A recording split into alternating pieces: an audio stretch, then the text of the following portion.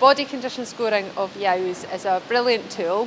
It's cheap and it's super effective for flock management because from it you can tell so much what's happening within the ewes. Is the nutrition right, is the health right, and is the management right? It is really easy to do. You can have a feel, check in at key times through the year and see if they are on target. The key times to do body condition scoring really is every time that you're handling ewes. Ideally there's some check-in points such as tupping, scanning, lambing and weaning, but ideally whenever you're handling ewes is the best time to do it. You don't have to do the whole flock, even if it's a sample of the flock, to give you that bit of intel to know if there's anything needing adjusted at all. Body condition scoring is rated as 1 is lean and 5 is fat, and one body condition score is 13% of their body weight. So if we think of something like a 75 kilo ewe, one condition score is almost 10 kilos, which is a huge amount of weight. So they can't just gain it overnight as such. So to gain a condition score is typically somewhere between 6 and 8 weeks. So having that time built in is really, really important, and it's thinking of the whole year as your production cycle, and it's understanding that that condition score can let you know so much information about the management of the ewe. So at weaning time, I wouldn't be too concerned about fat ewes because they'll typically lose condition. They can get the least priority grazing and they can pretty much maintain themselves. It's the ewes that are leaner that I'd be most concerned about, and they can be offered the priority grazing, the best grazing that's available. Ideally it's over 4 centimetres of height. If there's not suitable grazing available, then look towards supplementary feeding. You can give them concentrate feeding as well, just to allow for the extra protein and energy. If they don't regain condition, I would start to ask questions and possibly consult your vet as well, and start to ask yourself if they should actually be going back to the tup this year.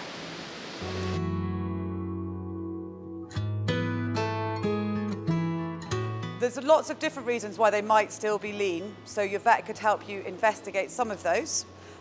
So some things that we might look for from a veterinary point of view specifically would be the iceberg diseases, as they're so called. So things like OPA, which is an infectious lung tumour, Mardi-Visner, which is a chronic wasting disease, ovine Johne's disease, and of course it's always really important that we do rule out parasitic disease, worms and or fluke can be causing that. So it may be that there's absolutely nothing of those going on, but if you have changed the diet and the sheep that you thought were lean are remaining lean and not gaining weight, then it is just good to try and make sure we rule out any other underlying causes. Body condition score is quite important overall to ewe productivity when we think about it. Ewe productivity boils down to how many lambs they lamb and how many lambs they rear. That's the key figure we want to look at.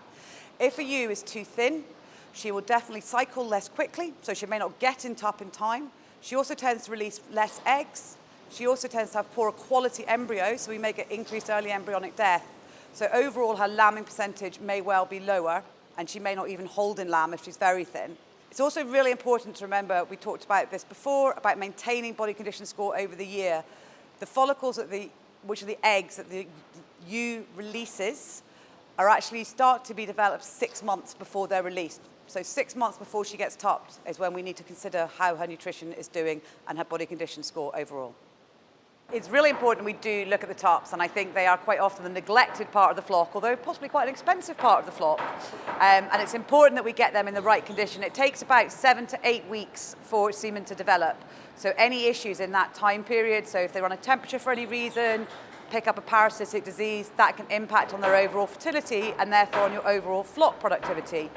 But if we look specifically at their body condition score, if they're too fat, we get an increase of fat building up at the neck of the scrotum, and that impacts on the temperature within the testicles, and that will impact on the quality, quantity of sperm. Equally, we get more increased abnormal sperm. They tend to also get a decrease in testosterone, so they get a lowering of libido, so they may jump on less ewes in that time frame.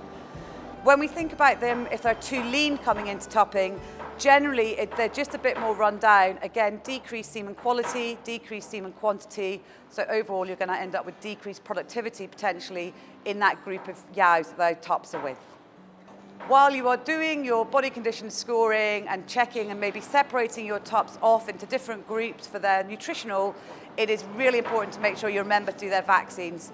We get a lot of cases where the tups are the ones that haven't had their clostridial vaccines, and we get problems in the tups because of that.